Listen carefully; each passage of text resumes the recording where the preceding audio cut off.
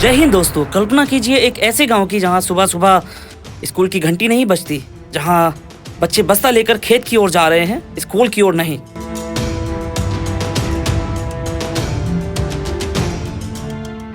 ये किसी फिल्म की कहानी नहीं है, ये 2026 के भारत की कड़वी हकीकत है। पिछले कुछ सालों में हजारों सरकारी स्कूल मर्ज किए गए, लेकिन क्या वाकई ये मैनेजमेंट का हिस्सा है या फिर इसके पीछे कोई गहरा राजनीतिक एजेंडा है? आज हम इस जाल की एक एक परत को खोलेंगे। स्कूल का गायब होना और जमीनी हकीकत, इन सब का डेटा पहले आपको दिखा देता हूं। अकेले यूपी में 27,000, एमपी में 10,000 और देश भर में लगभग लाखों स्कूल बंद हो रहे हैं, सरकारी स्कूल। सरकारें कहती हैं कि ये रेशनलाइजेशन है। तो चलिए इसको समझाने के लिए आपको एक और कहानी सुनाता हूँ। झारखंड का एक गांव है जहाँ पर एक 10 साल की बच्ची है। मान लीजिए कि उसका नाम आरती है। उसका स्कूल 1 किलोमीटर दूर है बस, लेकिन अब वो स्कूल 6 किलोमीटर दूर मर्ज कर दिया गया है। आरती के पिता एक दिहाड़ी मजदूर हैं। अब सोचिए, क्या वो दिहाड़ी मजदूर अपनी बच्ची को 6 किलोमीटर दूर छोड़कर आ सकता है, या वो बच्ची 6 किलोमीटर दूर जा सकती है? ASER 2023 की रिपोर्ट के मुताबिक ग्रामीण भारत में दूरी बढ़ने पर लड़कियों की शिक्षा छोड़ना, ड्रॉप आउट 30% तक बढ़ जाता है। यानी कागजों पर स्कूल मर्ज हुआ, लेकिन हकीकत में आरती जैसी हजारों लड़कियों के लिए शिक्षा का दरवाजा हमेशा के लिए बंद हो गया। यह है डिजिटल इंडिया का सपना। सरकारें खुद नहीं चाहती कि बच्चे पढ़ें। अब समझिए बजट का गणित, प्राथमिकता कहां है सर? अब जरा पैसे की बात करें तो कोठारी कमीशन ने 1966 में सिफारिश की थी कि भाई शिक्षा पर जीडीपी का 6% कम से कम खर्च होना चाहिए। आज पूरे 60 साल बाद भी हम 2.8% से 3.5% के बीच ही झूल रहे हैं। दूसरी तरफ कॉर्पोरेट टैक्स में छूट और बड़े बड़े विज्ञापनों पर हजारों करोड़ रुपए खर्च हो रहे हैं। अगर सरकार के पास सच में स्कूल चलाने के लिए पैसे नहीं है, तो फिर ये बड़े बड़े इवेंट किस लिए हो रहे हैं? पैसा कहां से आ रहा है? यहां एक पैटर्न काम कर रहा है सर।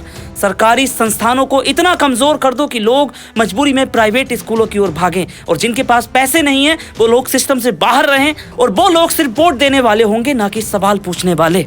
10-10 हजार रुपए बिहार में महिलाओं को तो चुनाव से पहले बांट दिए जाते हैं, लेकिन स्कूलों पर खर्च नहीं करते। तो वर्तमान में महिलाओं के रोजगार के लिए एक नई योजना, मुख्यमंत्री महिला रोजगार योजना शुरू की गई है, जिसके तहत हर घर की एक महिला को 10,000 रुपए के दर से अब तक 1,56,00,000 महिलाओं को एक राशि दी जा चुकी है। फिर से शेष महिलाओं को राशि दे दी जाएगी।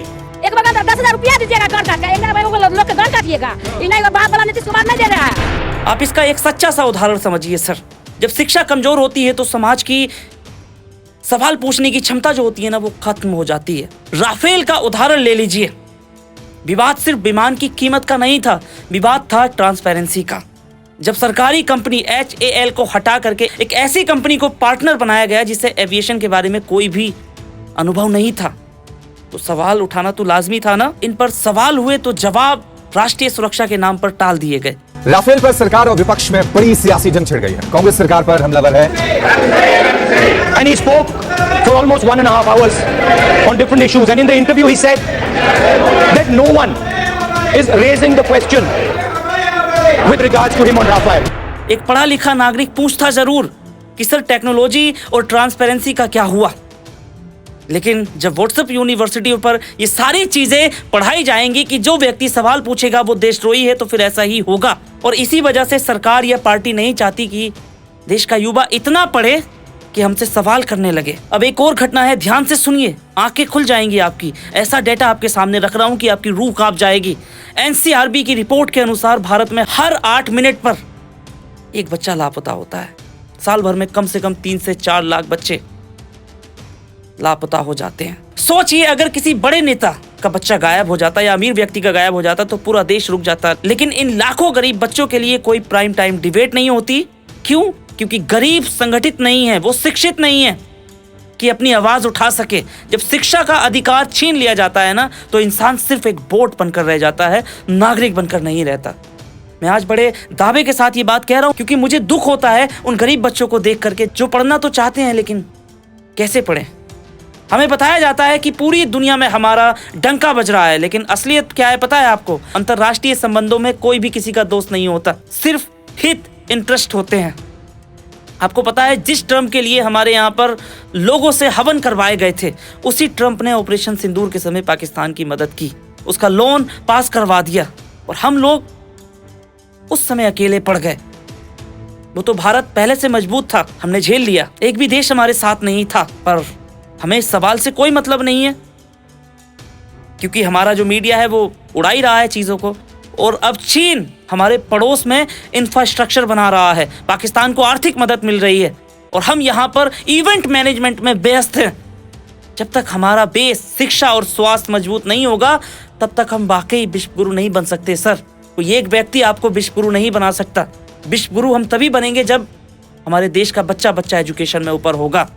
सिर्फ नारों से पेट नहीं भरता और ना ही सुरक्षित रहता है। दोस्तों, स्कूल बंद होना ये सिर्फ एक प्रशासनिक फैसला नहीं है, ये आने वाली नस्लों की मानसिक रूप से गुलामी का तरीका है। ये शुरुआत की जा रही है। एक अनपढ़ भीड़ को नियंत्रण करना आसान होता है, उन्हें नफरत के नाम पर सड़कों पर उतारना आसान होता है, लेकिन उन्हें रोजगार देना मुश्किल है। अब फैसला आपको करना है कि आप क्या चाहते हैं। आपके बच्चे सवाल पूछें या फिर आप चाहते हैं कि बस भीड़ का हिस्सा बने रहें, जो किसी के इशारे पर पत्थर या झंडा उठा लें। अगर आपको ये विश्लेषण तार्किक लगा है तो इसे औरों तक भी शेयर कीजिए, क्योंकि सच कड़वा होता है लेकिन जरूरी है। अब मिलते हैं अगली वीडियो में, तब तक के लिए जय हिंद।